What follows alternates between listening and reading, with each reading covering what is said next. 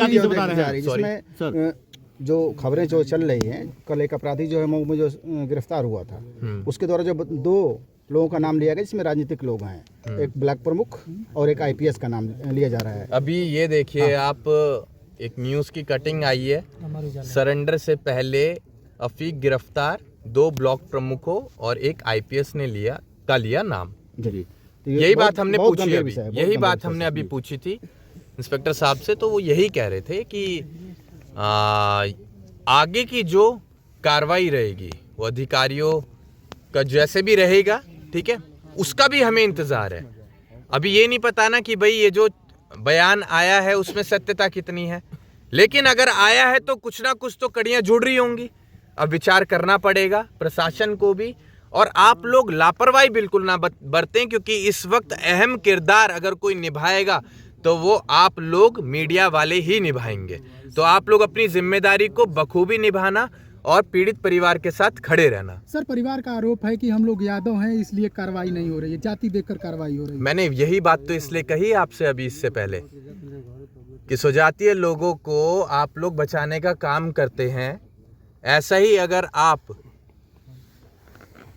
सही मायने में इस प्रदेश के हर व्यक्ति के लिए बराबर इंसाफ का चिराग लेकर घूम रहे हैं, तो जरूरी है कि आपको जाति और धर्म से ऊपर उठकर हर किसी के लिए बराबर न्याय की व्यवस्था तैयार करनी और हर किसी को इंसाफ दिलाना, ये आप लोगों की जिम्मेदारी है। गगन जी, आप पूरे भारत घूमते हैं, जिस तरह से बंगाल में वहाँ एक हिंदू जलाया गया, वही हाल यहाँ पर, यहाँ आवाज़ उतनी तेज़ी से नहीं उठती जितनी तेज़ी बांग्लादेश में उठाई जा रही है। ये भारत से आवाज़ उठ रही है, क्या कहेंगे इस पे? वहाँ यहाँ दलित के होने यादव होने के नाते ऐसा हो रहा है। देखिए, यहाँ मैं बातें जो करने आया हूँ मैं वही बातें करूँगा, मैं डाइवर्ट नहीं करूँगा मुद्दे को। मैं हिंदू मुस्लिम वाला डाइवर्जन नहीं लेके आऊँगा।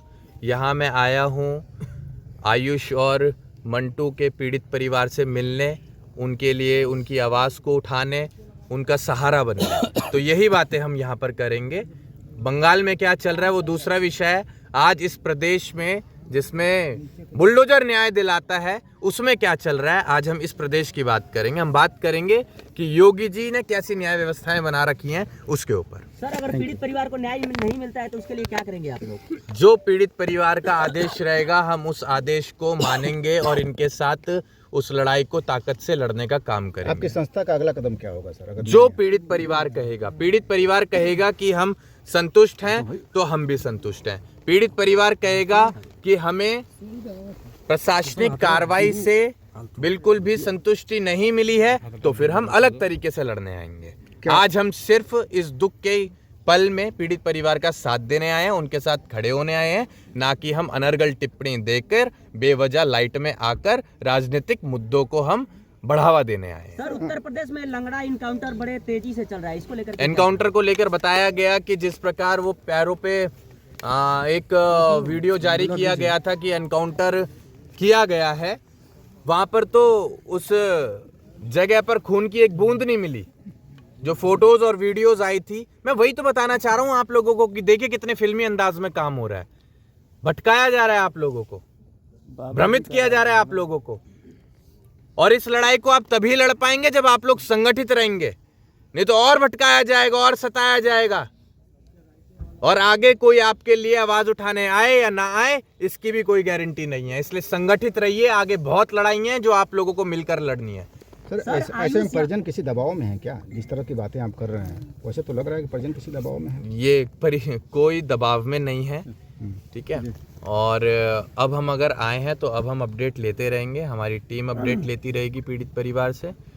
अगर ये लोग संतुष्ट नहीं हुए प्रशासनिक कार्रवाई से तो हम आपको अगला कदम बताएंगे। हम बेवजह ये नहीं कहेंगे कि हम बहुत बड़ा आंदोलन कर देंगे, ठीक है। हम जो करेंगे वो वक्त बताएगा, लेकिन इंसाफ दिलाएंगे।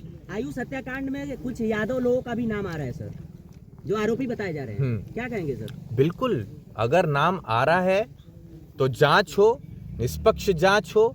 जो भी दोषी है, मैं फिर से कहूंगा, मैं जाति देखकर नहीं आया हूं यहाँ, मैं इंसानियत की वजह से आया हूं। मैं इंसानियत का चिराग जलाने आया हूं।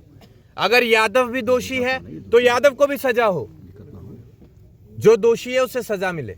हम किसी का बचाव करने नहीं आए, हम किसी को संरक्षण देने नहीं आए। इतना जातिवाद का कीड़ा अगर हमारे अंदर घुस गया तो फिर हम समाज में कभी भी सुधार नहीं कर पाएंगे। तो जरूरी है बैलेंस रखना, जो गलत है उसका विरोध हो, जो सही है उसका साथ दो। ठीक, थैंक यू। शुक्रिया सर। बहुत बहुत